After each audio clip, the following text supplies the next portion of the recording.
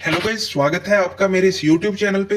I hope आप सब बढ़िया होंगे। तो जैसे कि आपको आज का टॉपिक पता चल ही गया होगा, अपना आज का जो करंट अफेयर से रिलेटेड टॉपिक है वो है चंद्रयान 3, जो कि चाहे कोई स्टेट लेवल का एग्जाम हो चाहे एसएससी हो, उसमें काफी पूछा जा रहा है।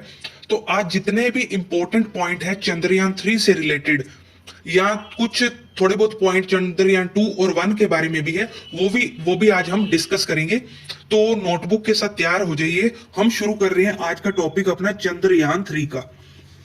तो गाइस, जो अपना चंद्रयान 3 है उसकी शुरुआत हुई थी, यानी कि अगर मैं रॉकेट की बात करूं तो वो रॉकेट अपना 14 जुलाई को, आप नोट कर सकते हैं, ये जो रॉकेट है वो 14 जुलाई 2023 को श्रीहरिकोटा, जो अपना स्पेस सेंटर है आंध्र प्रदेश में, वहां से लॉन्च किया गया था।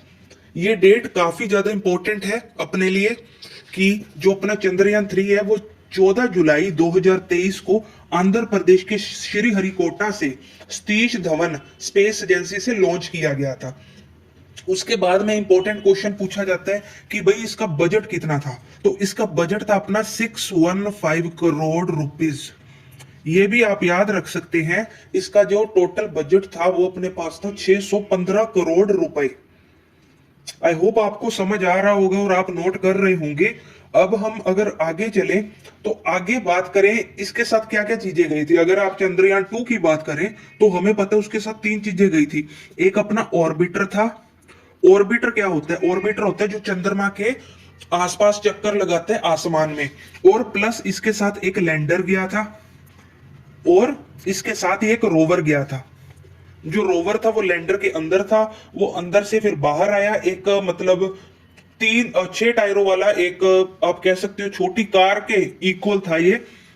तो ये बाहर आया था और इसने कुछ रिसर्च करनी थी मून पे, साउथ पोल पे लैंड करके। तो ये अपने इंफॉर्मेशन जरूरी नहीं है कि उसका काम क्या था, अपने लिए जरूरी है कि क्या क्या चीजें गई थी।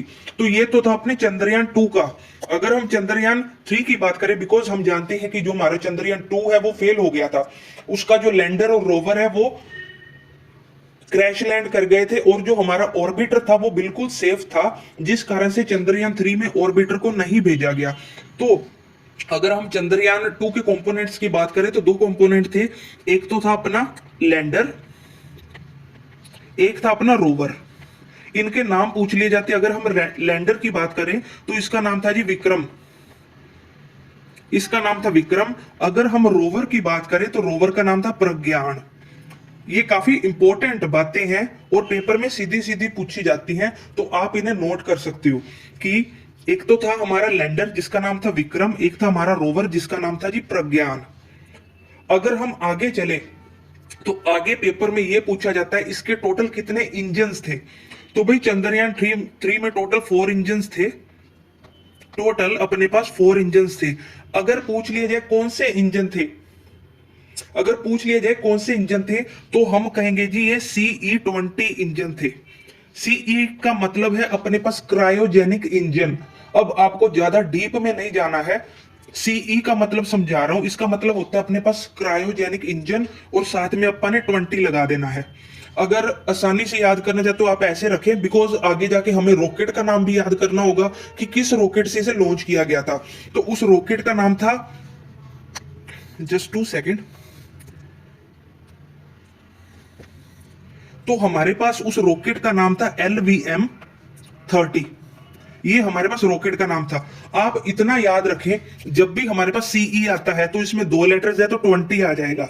अगर रॉकेट का नाम पूछता है तो वो 3 वर्ड्स का है, इसलिए यहां पे 30 आ रहा है।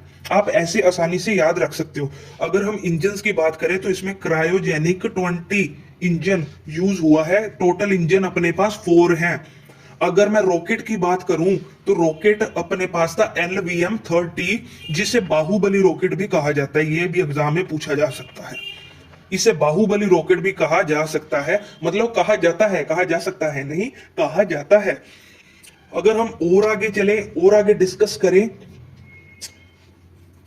तो जी सबसे पहले अपने पास आता है जी अपनी जो इंडिया है वो कौन सी कंट्री है। तो अपनी इंडिया 4th कंट्री बन गई है कंट्रोल्ड लैंडिंग में।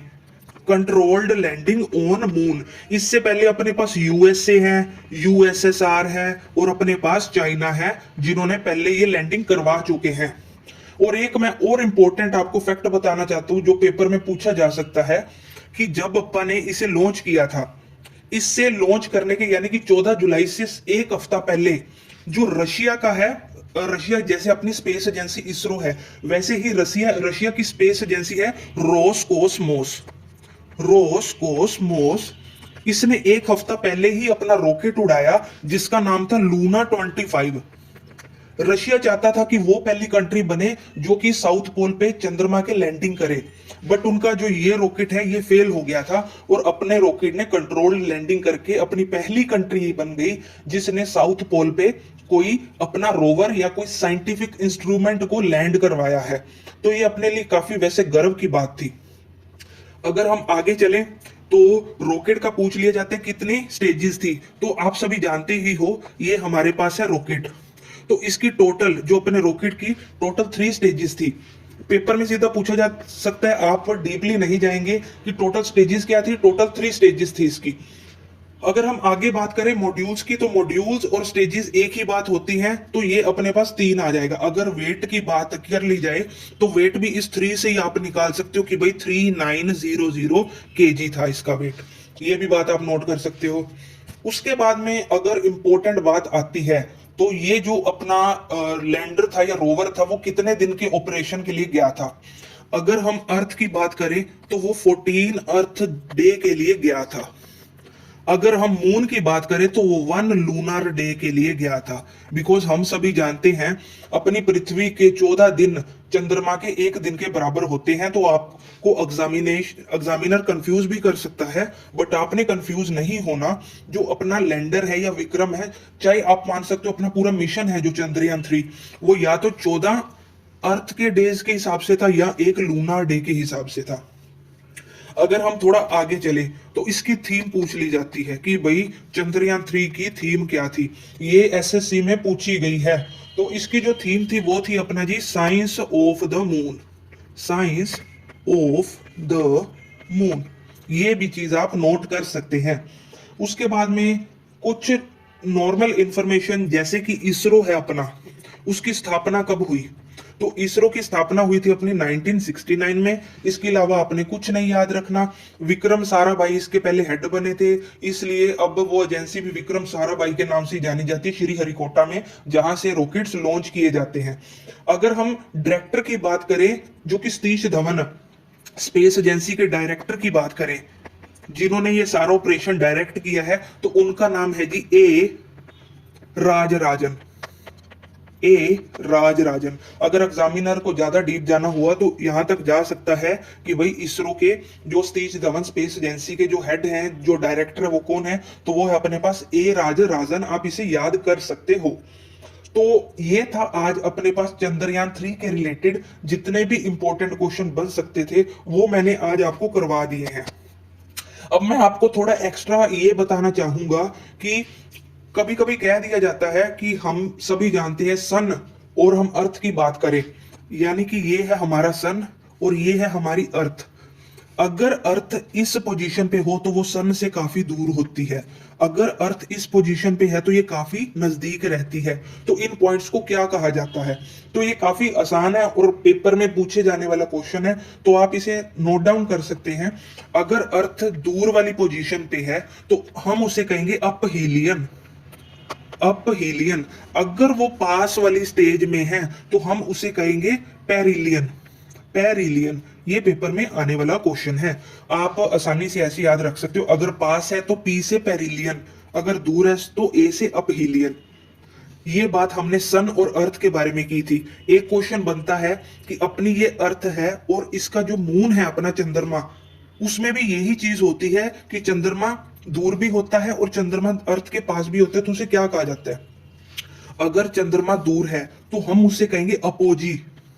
हम उसे कहेंगे अपोजी। बिकॉज चंद्रयान के 3 के रिलेटेड अगर करंट अफेयर बने तो ये भी क्वेश्चन बन सकता है। अगर चंद्रमा दूर है अर्थ से तो हम उसे कहेंगे अपोजी, अगर नजदीक है तो हम उसे कहेंगे पेरिजी। हम उसे कहेंगे पेरिजी। तो ये बात आप याद रख सकते हो, अगर दूर है तो अपोजी, ए से अपोजी, अगर पास में है तो पी से पेरिजी। याद करना काफी आसान हो जाता है। तो आई होप आपको आज की वीडियो पसंद आई होगी। 2-3 पॉइंट और है वो आप नोट कर सकते हो। एक तो पॉइंट है जी, लैंडिंग पॉइंट क्या था अपने चंद्रयान 3 का, ये काफी इंपॉर्टेंट है। लैंडिंग पॉइंट क्या था, तो जो चंद्रयान 3 का लैंडिंग पॉइंट है वो था जी शिव शक्ति। शिव शक्ति पूछ लिया जाता है कि चंद्रमा जो 2 था जो क्रैश हो गया था उसका कौन सा लैंडिंग पॉइंट था, तो उसका पॉइंट भी आप नोट डाउन कर सकते हो, तिरंगा। उसका पॉइंट भी आप नोट डाउन कर सकते हो, तिरंगा। अगर 3 का पूछे तो शिव शक्ति, अगर 2 का पूछे तो तिरंगा।